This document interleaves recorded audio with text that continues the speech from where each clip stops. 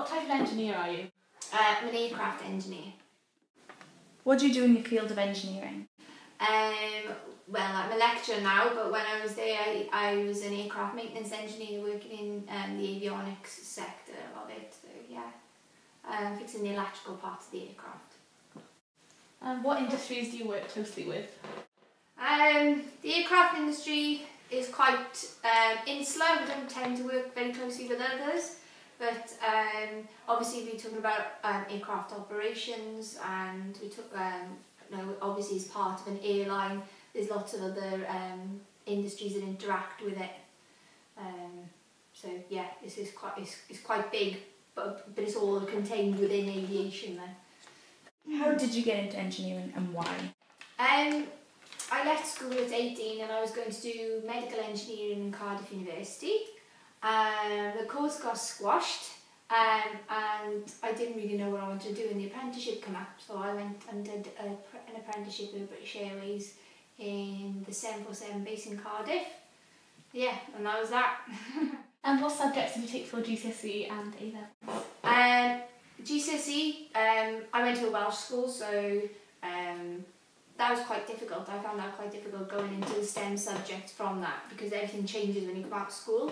So the language barrier was a bit of a shock to me, to be honest, when I left school, but it's manageable. But GCSE took standard subjects, maths, science. I was really into my languages. I took French and German as well, and design technology, which I carried on through to my A-levels. I took physics, design technology and German. Were you interested, and did you know anything about engineering before you got into it? I was always really into sort of like woodworking tools and stuff like that. I was always helping out around the house. Part of my A-level project was I made a massive bureau and woodwork assignment. So yeah, I was always into, that was my passion, I suppose, making things. And what's the most interesting engineering job or course that you've done? Job, I've travelled the world, so I've been really lucky. Yeah, I left when I was 21 and got a job at Qantas. I was able to travel and work, and I was part of the A380 project and see the first flight down in Toulouse when I was working down there. And so I was part of that project, so that was pretty cool. Yeah. And do you see yourself still working in engineering in 10 years? As a lecturer, I don't know whether I'll still be lecturing in 10 years, but obviously I guess my experience is all in this field, and so to change careers would be a bit silly because I'd lose that expertise. So yes, I definitely think I'll be in some capacity working in this industry.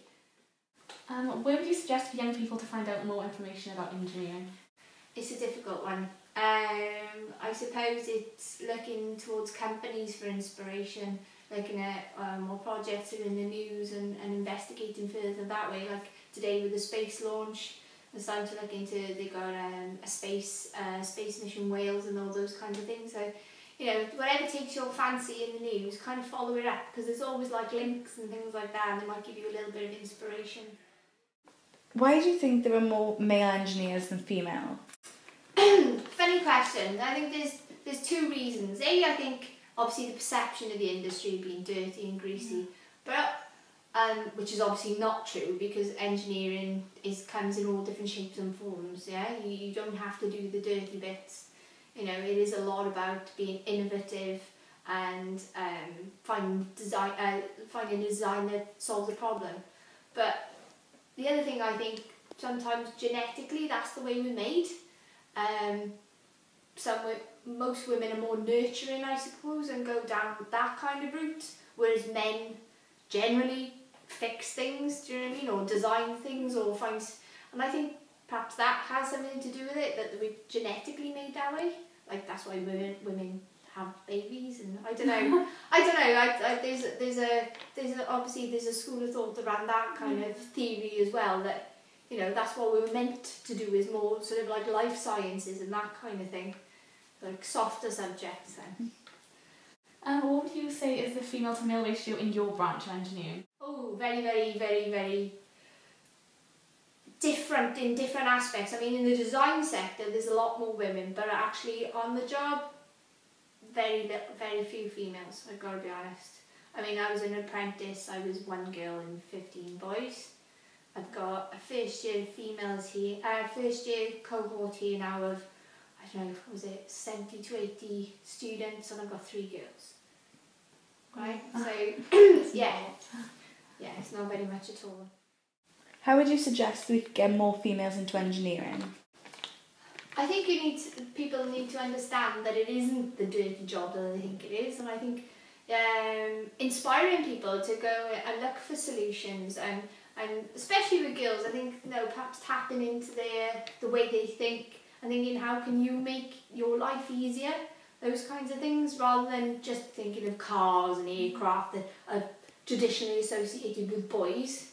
Looking at other aspects like medical engineering perhaps would be more suitable, no, not suitable, but more appealing to females then, showing them that there's other branches of engineering out there, and not just traditionally what we would class as male sort of stereotypical branches of engineering. So yeah, I think we just need to open people's eyes up to see what the diversity within engineering.